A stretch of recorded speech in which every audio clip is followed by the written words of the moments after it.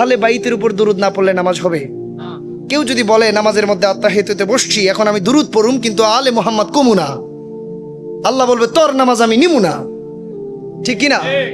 সে যদি বলে আমি আহলে সুন্নাহ, আমি বিশাল বড় আল্লাহওয়ালা, আমার কপালে দাগ আছে, দেখো আমি নামাজের মধ্যে সব আদায় করুম কিন্তু দুরুদ পড়ুম না, আল্লাহ বলবে তরে আমি চিনি না। ঠিক না বেঠি? তাহলে আওয়াজ তুলে বলেন ঠিক কিনা?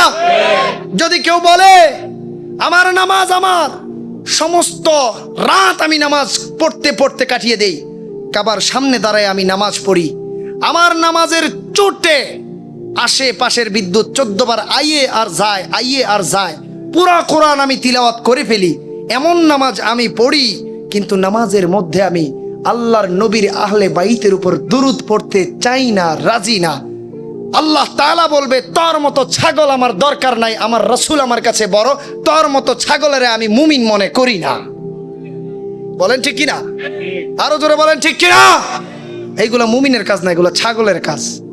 একটা ছাগল আপনি এখানে ডিগলা দিয়া, আপনাদের দেশে কি বলে, আমি তো বাসা বসা কি বলে, সলর গলার মাইদি দড়ি বান্ধি এনে করে খোড়ানো মারে না, এবারে কি হয় দেন কি হয় দে কুড়ো কুড়ো কোড়ো মারে না, একখানা করি এন্ডে অনে যদি একখান কোড়ো মারি ছাগল ছাড়ি দন, আধা ঘন্টা পরে দেখবেন গাছ গরল থাকলে প্যাঁচ পোঁচ লাগাই এটা ম্যাঁ শুরু করে দেবে। কেন শুরু করে দেবে? কারণ তার দায়িত্ব শেষ, প্যাঁচ লাগাইতে লাগাইতে এমন অবস্থা এখন তার নিজের গলায় টাইট হয়ে গেছে। ঠিকই না? তো ছাগলের কাজ কি? প্যাঁচ লাগানি। ছাগলের কাজ কি? যতই সোজা বলেন, আপনি তারে রশিদ বাইধা বলবেন আসো তোমাকে আমি ঘাস খাওয়াবো, ভালো ভালো ঘাস, হ্যাঁ 2 ঠ্যাং সামনে উষ্ঠা মারি ধরি, কইবা আপনি পৃথিবীর সবচেয়ে বড় বাদশাহ, আপনার আমি মানি না, সামনে এক কাইক আমি যাবো না, বলবে কি বলবে না?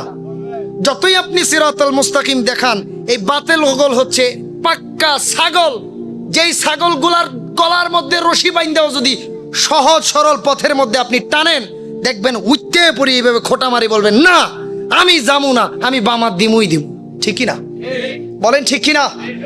এই প্রত্যেকটা বাতিলের জন্য আল্লাহ তাআলা দারকিল আসফালি মিনান নার, জাহান্নামের সর্বনিম্ন স্তর রেডি করে রেখেছে, এবং এদের আমল বরবাদ, এদের আখলাক বরবাদ, ইমান বরবাদ, নবী নাই, এই না থাকার কারণে, আহলে বাইত না থাকার কারণে এরা মুমিন দাবি করলেও এই প্রত্যেকটাকে আল্লাহ তাআলা ইয়াজিদের দোসর হিসেবে ইয়াজিদের সাথে হাসর নাসর করিয়ে জাহান্নামে নিক্ষেপ করবে। আওয়াজ তুলে বলতে হবে ঠিক কিনা? হিকমতের আমাদের দরকার নাই ভাই, আমরা ওয়াজ